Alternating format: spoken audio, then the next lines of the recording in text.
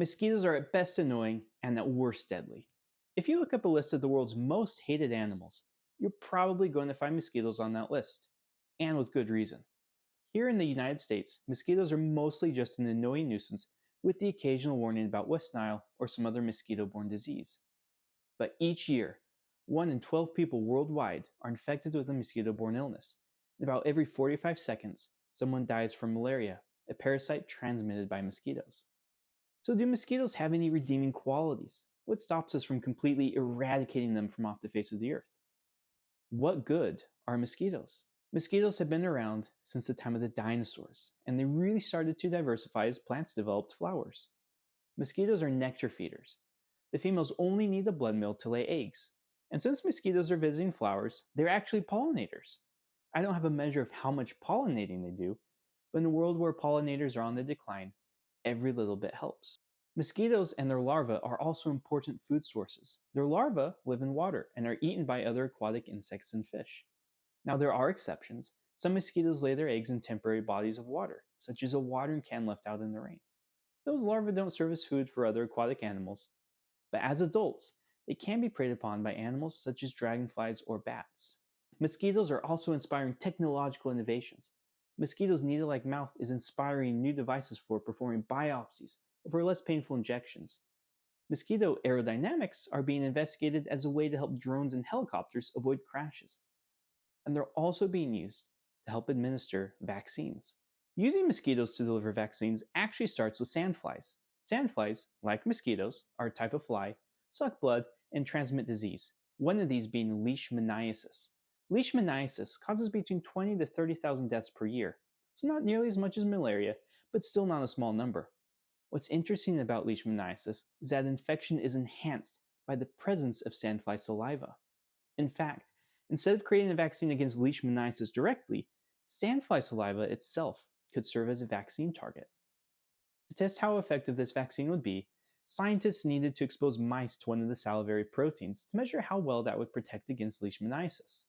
The simplest way would be to raise sandflies in the lab and have them bite the mice, but at least at the time, the sandfly larval stage was still a bit mysterious.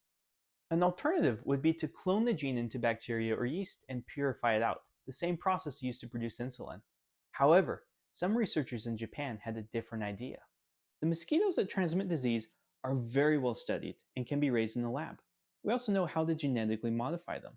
What these researchers did was they took a gene for the component of sandfly saliva that helps leishmaniasis and put it into the mosquito's DNA. These mosquitoes were now producing this component in their own saliva. They raised a bunch of these genetically modified mosquitoes and had them bite the mice. Now, I can't say if it was any easier inserting this gene into mosquitoes versus isolating it from bacteria or yeast, but it's certainly a cool, if frightening, idea. The researchers were able to show that the mice did indeed produce antibodies against the saliva protein. That doesn't mean we have a new treatment for leishmaniasis, but does provide more evidence that we are on the right track when it comes to safely vaccinating against leishmaniasis. And it also demonstrates the feasibility of using mosquitoes to administer vaccines. Now, before you get worried about mosquitoes secretly delivering vaccines, there were a few issues with this approach.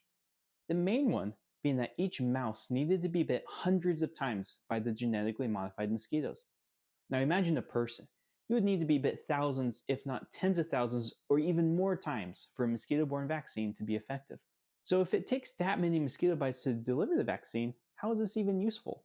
Malaria is a huge problem in many parts of the world. We have medicine for malaria, but there are drug-resistant strains of malaria out there. As of just recently, we do have some malaria vaccines with several more in clinical trials, but malaria has a more complex life cycle compared to viruses or bacteria, so it's a bit trickier to create an effective vaccine. One vaccine candidate uses live malaria parasites that have been genetically modified to not cause sickness. Rather than work with infected blood or isolate the parasites from mosquito saliva, researchers are bypassing the middleman, so to speak, and having the infected mosquitoes bite the clinical trial participants.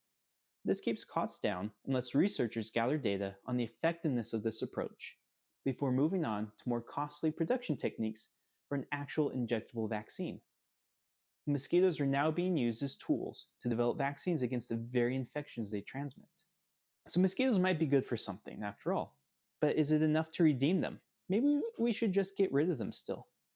Let's start broad and say we want to get rid of all 3,600 species of mosquito in the entire world. Should we do it? What would be the consequences of doing that? We can't really say. Mosquitoes, in general, aren't super well studied. Now, the disease carrying mosquitoes are very well studied, but those comprise fewer than 200 mosquito species of the 3,600 out there. If I do a Google Scholar search for Aedes, the mosquito genus that can transmit things like Zika, I get over 500,000 results. If I instead search for Letzia, a group of mosquitoes whose larvae coincidentally prey upon the larvae of Aedes mosquitoes, I get fewer than 2,000 results. These results are probably skewed by papers that mention the genus Aedes but don't actually study them directly. But even if I take a look at an insect focused journal and account for how many species are in each genus, there are still more papers published about the genus Aedes than about the genus Letzia. Now, I'm not saying we need to equally study all mosquitoes. Aedes mosquitoes are much more relevant to human health than Letzia. What I am saying is we simply don't know enough to be able to predict what would happen to the world's ecosystems if we were to get rid of all the mosquitoes. So what if we get a little more specific and only eradicate the species that carry disease? We'll only get rid of those 1 to 200 species that transmit disease, and leave the other 3,500 or so alone. That should be okay, right? Maybe at first. Aedes aegypti, the yellow fever mosquito, is a disease-carrying mosquito. It can transmit Zika, dengue, chikungunya, and of course yellow fever. Culex pipiens, also known as the common house mosquito, can carry West Nile virus. If Aedes aegypti is present in an area, Culex pipiens cannot thrive as well as it could otherwise. The yellow fever mosquito displaces the common house mosquito. Now, both of these mosquitoes can carry disease, so either way, they're a problem for us. But what it does demonstrate is that the presence of a mosquito can, not necessarily always, but can, prevent another species from occupying the same habitat.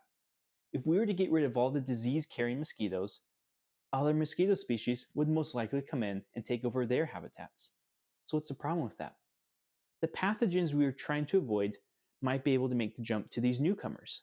Maybe they can already be transmitted by them. Because remember, we haven't extensively studied all mosquito species. Or maybe those pathogens can evolve to be transmitted by the newcomers, or maybe there'll be some new disease that mosquitoes can start transmitting. This becomes a game of whack-a-mole. We might be fine completely eradicating all the disease-carrying mosquitoes, or even just a handful of them, but we also might end up right back where we started. Where does that leave us? What entomologists typically recommend is local population reduction of disease-carrying mosquitoes. We don't need to kill all the mosquitoes in the whole world or wipe out entire species. We just need to control the mosquito populations occupying the same areas as humans. So are mosquitoes any good? Do they really deserve to be on our list of the most hated animals? Mosquitoes do indeed play a role in the ecosystem, however small or large it may be, and they are inspiring new designs in engineering and medicine. But you also can't deny the fact that they've been complicit in the deaths of millions of people. So while I do think mosquitoes have some value, maybe they do deserve to remain on our list of the most hated animals until such a time that we can reduce human suffering and coexist with these troublesome little flies.